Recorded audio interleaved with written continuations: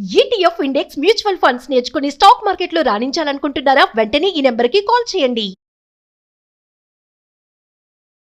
Hi viewers, India's largest digital media network Suman టీవీకి స్వాగతం. ప్రస్తుతం మనతో ఉన్నారు motivational speaker and language trainer Vijaya Bangaru అమ్మ. అమ్మ నమస్తే. నమస్తే రావి గారు. అమ్మ, కొంతమందికి లైఫ్ లో అన్ని ఉంటాయి, ఏ లోటు లేకుండా అన్ని ఉంటాయి, కానీ వాళ్ళు ఎలా ఫీల్ అవుతారంటే, కొంతమంది లైఫ్ లో నాకేం లేదు అంటే లైఫ్ మీద ఇంట్రెస్ట్ లేదు, లైఫ్ అంతా బోరింగ్ గా ఉంది అని ఫీల్ అవుతూ ఉంటారన్నమాట.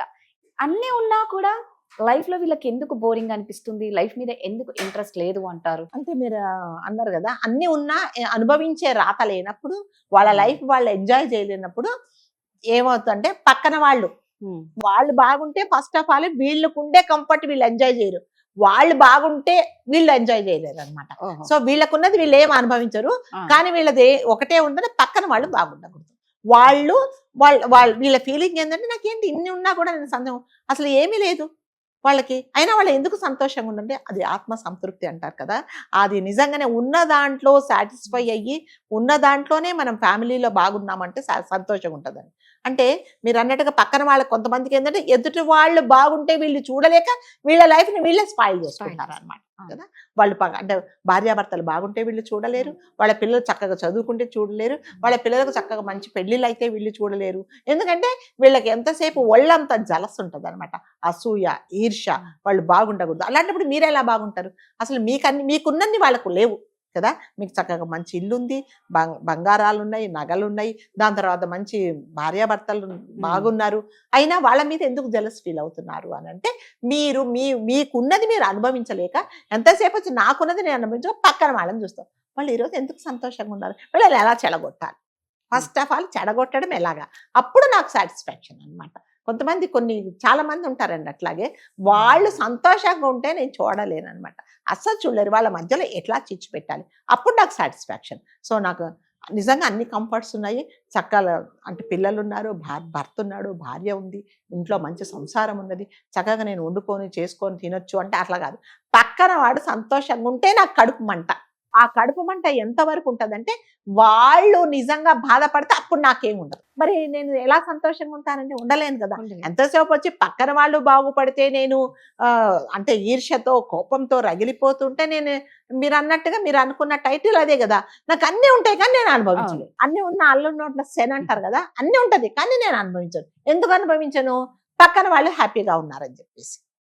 కాబట్టి పక్కన వాళ్ళు హ్యాపీగా ఉన్నారు కంటే, నా జీవితంలో నాకు అన్నీ ఉన్నాయి కదా, నేను ఎందుకు హ్యాపీగా లేనని ఆలోచించుకోవట్లేదు. ఎంతసేపు వాడు చెడిపోవాలి, వాడు బిజినెస్లో లాస్ అయిపోవాలి, దాని తర్వాత వాళ్ళ ఇంట్లో ఏదైనా జరగాలి, అప్పుడు నేను హ్యాపీగా ఉంటాను.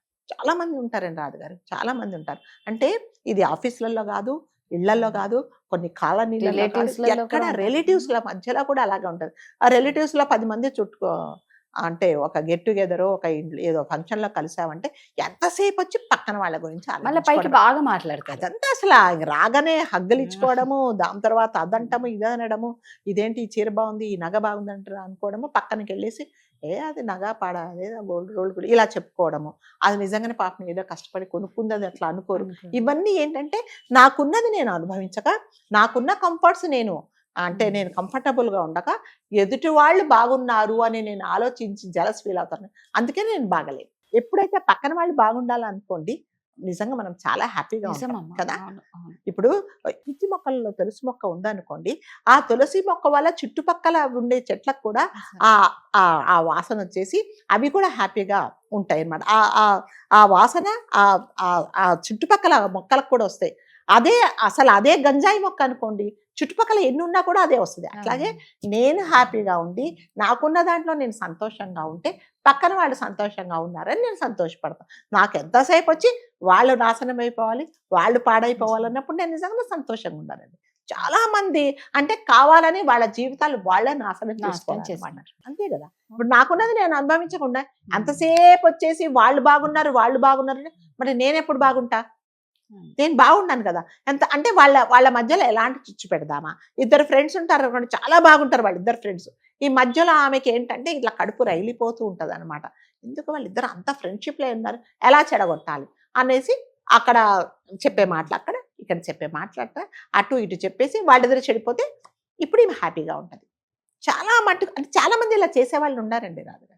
ఈ ప్రపంచంలో మనుషులు ఎలా అయిపోతున్నారంటే వాళ్ళు ఏం చేస్తున్నారు, వాళ్ళకి ఏం కావాలో కూడా తెలియటం లేదు అన్నమాట. అసలు ఏం పక్కనోళ్ళ తెలియట్లేదు. నాశనం, పక్కనోళ్ళ ఏడుపే పక్కనోళ్ళ వీళ్ళకి కావాలి. అంతే, వాళ్ళు ఏడిస్తే మనకు చాలా సంతోషం.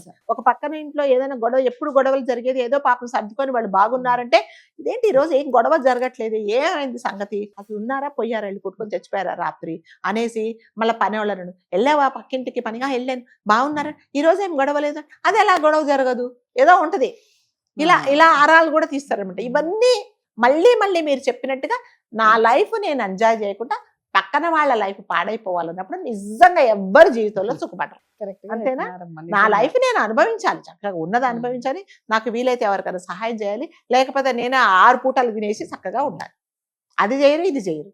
వాళ్ళకి బాగా తిన్నది ఎందుకు అరుగుతుంటే వాళ్ళు ఉన్న దాంట్లో హ్యాపీగా ఉన్నారు, నేను ఉన్న దాంట్లో హ్యాపీగా ఉండలేకుండా పక్కన వాళ్ళ గురించి ఆలోచిస్తున్నాం, నేను హ్యాపీగా ఉన్నాను. నిజంగా దానివల్ల ఏం లాభం పొందుతారో అది వాళ్ళకే తెలియాలి. ఏ ఆనందం అంటే వాళ్ళ లేదు. జీవితం వాళ్ళే కోల్పోతారండి. ఏం నిజంగా. ఏం పొందుతారు నీ చెప్పండి. ఏడు అందుకే లారీలలో అట్లా వెనకాల రాస్తారు చూడండి, నన్ను చూసి ఏడవద్దు, ఏడవకు, నీ ఏడుపు నాకు ఎదుగుదలకు మంచిది. అంతే కదా. నువ్వు ఎంత ఏడుస్తే అవతల వాళ్ళు అంత గ్రోత్ అవుతూ ఉంటారు. అవును, మరి అది అది కరెక్టే. కాబట్టి ఉన్న దాంట్లో మనం హ్యాపీగా ఉండి మన లైఫ్ మనం చక్కగా చూసుకోవడము, వీలైతే నలుగురికి ఏదన్నా పెట్టడము, అది కూడా లేదా ఒక మంచి సలహా ఇవ్వడము, లేదా అంటే ఏది వాళ్ళ జీవితాల్లో కలుగజేసుకోకుండా ఉంటే అదే పెద్ద హెల్ప్.